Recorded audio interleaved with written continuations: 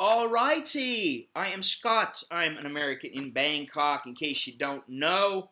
Hey, of course, you gotta know, man. Don't you know me? I hate that shit. Listen, I gotta say a couple of things, alright? Let me just say, right now, it is Wednesday morning in Thailand at 5 minutes to 9. If you've ever heard of a guy named the Poor Man, he used to be a talk radio host, DJ on K-Rock in Los Angeles, kick-ass radio station. I used to listen to it when I lived in the Inland Empire. And now he happens to be a talk show host, a talk radio guy in the Inland Empire on a station KCAA 1050, and that is at kcaaradio.com. And by fate, luck, whatever you want to call it, I happen to be a guest on his show in about, let's see here, 12, 18, 19 and a half hours. So at approximately 4:30 a.m. in Thailand, and that's 2:30 Pacific Standard Time in the U.S., I'll be on his radio show as a guest. We're going to talk about all kinds of stuff, Thailand, women, life, travel, expat-ism, all kinds of isms and shit. I'm going to have to watch my mouth a little bit because, there's certain words you're not allowed to say on the radio. Certain ones you can say. So, anyway, I'm going to be on that show. So if you want to listen, go to the KCAA radio station. I think they have a live stream on as it's happening. Of course, I won't be shown, but you'll hear my voice. And also, they have the podcast will be available later after the show, and then it'll also be on I'll either put it up on YouTube or my website or something. I'll figure something out. So we'll have access to it. Hopefully, it'll turn out really good. The Poor Man, as he is known, his real name is Jim Trenton. He hasn't got laid in 10 years. I don't know. All I can say is I don't know. I don't know what to say about that. I'm shocked. But anyway, let me get into the important stuff, okay? I got a message from a guy. I'm not going to say his name, but it's a kind of funny message, a little bit. Water and the shits. So it's my second favorite, well, maybe third favorite subject. Women, food, and shit. Shitting is always funny for some reason. Farting, shitting, pooing, whatever you want to call it. My kids always get a laugh out of it. My sons are forever trying to set up one another with the fart in the face while one is sleeping. They're little boys, mind you, and they are definitely dirty little boys, okay? But they're good kids. They just like to fart in each other's faces. Now, here's the message I got from this guy. He says, "Good day. I ran across your channel a little while back. Good info. I have not been to Thailand yet. I spend most of my time in the PI. That's Philippines for those who don't know. Every time I go there, the shits arrive. I drink bottled water, bottled everything. I use bottled water to brush my teeth, avoid ice, avoid many street vendors. Nothing prevents the inevitable. I always carry Pepto-Bismol and Imodium. It's a long plane ride, laughing out loud. My question is, what is the secret? How long do you have to stay for your body to create the correct bacteria to prevent the diarrhea?" Diarrhea. What was that song that they sang in that movie? I don't know. I think it was with Steve Martin or something. Tom Hulce, if you know the movie I'm talking about. Hope this is short enough. Hope your body heals up, Ron. Today my body is not feeling good.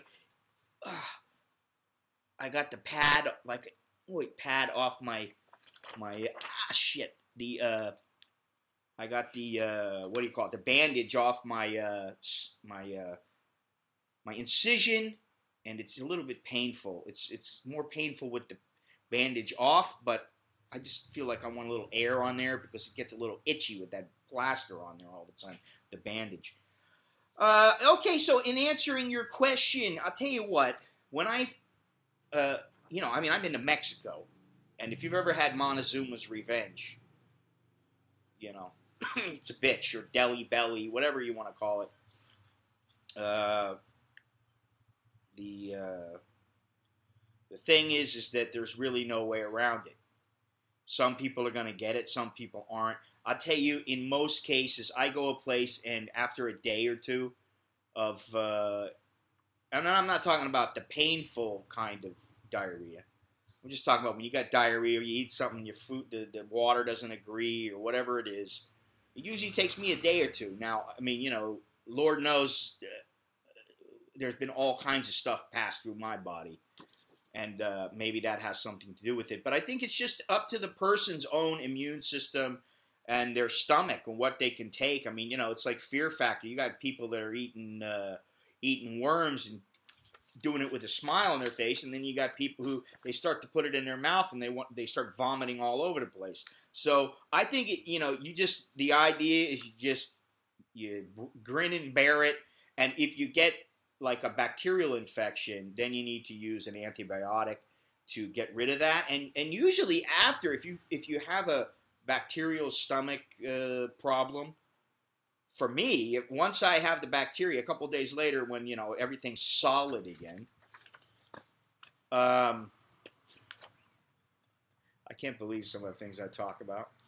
Once everything's solid again, I generally don't have any problems after that.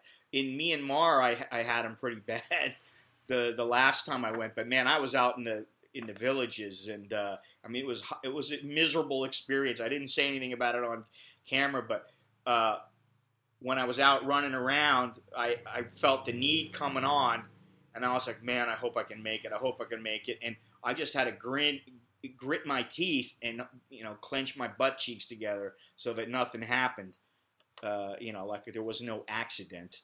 And I got back to my hotel and I needed a shower, and there was no hot water. So what you do is you go out and you tell the guy, hey, can you heat up the water and then you put it in they're like milk containers, and then you pour those into a wash basin or whatever, that hot water, and then you pour it over your body, and it's warm, and it's really nice. And so I tell the guy, hey, can you do that for me? So now this guy's out banging on the door with my hot water, wanting to come in.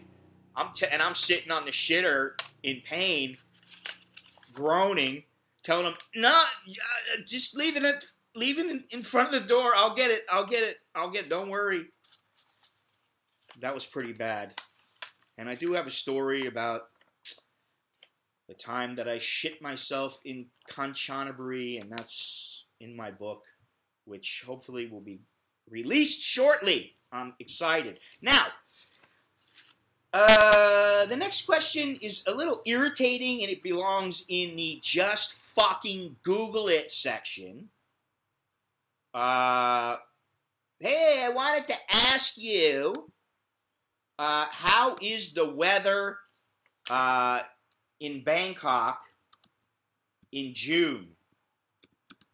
And I always find it interesting when people ask me about the weather. Like, the weather is a big reason not to come. Now, I can tell you that if you are worried about the weather coming to Thailand, then just don't come, because the weather is really it's up and down. I mean, you could have a day where it's extremely hot, fairly dry for Thailand, and then you're gonna have a pouring rain for the next week.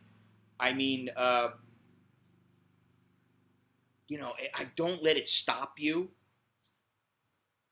I wouldn't. To me, it's just this kind of thing that I just take it with a grain of salt. Now, the only possible exception is when perhaps there's a marsh or there's some kind of a river or something that rises at certain periods of time, like in Africa.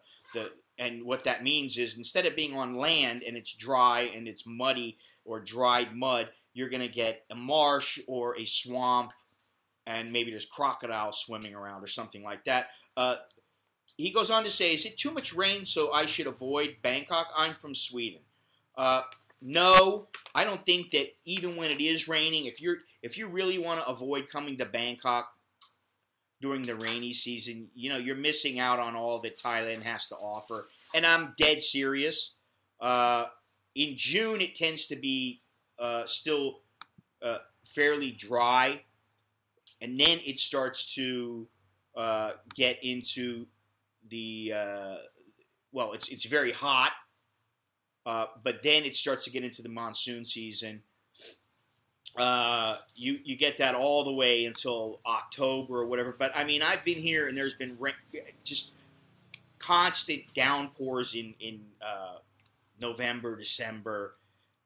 You know, there's really no point in even thinking about this unless you've got something specific you want to do. But in answer to your question, if you're coming in June, you should be okay. It's going to start to get into the rainy season, so there might be some rain. But generally, around May and June, it's dry, it's hot. It's hot as hell. It's been so hot here, and really only in the past 4 or 5 days has the temperature dropped and gotten a little bit cooler. I don't feel the need to be in my kid's room with the air conditioner blasting and a couple of fans on me. So anyway, listen, end of the broadcast here. I gotta say, if you got questions, email me at anamericaninbangkok@gmail.com, and perhaps I will choose one of your questions. If it hasn't already been answered, I got like 400 and something. I'm closing in on 500 videos. I've answered all kinds of topics in these videos. So if you can't find them, write me, ask me your question. Maybe I'll choose it to answer. If I don't, go to the membership section of my website. It's at anamericaninbangkok.com/members.html, or you can just go to anamericainthailand.com. That'll take you to my website. I got all kinds of things going on. I still want to get over to Africa. I need to get past this bum leg and let it heal and get stronger, get a little more healthy, and then things will be going on. I got big plans, baby. No lie, big plans. Hello, my name is Scott in Bangkok. I'm an American in Bangkok. I'm American in Bangkok. โชคดี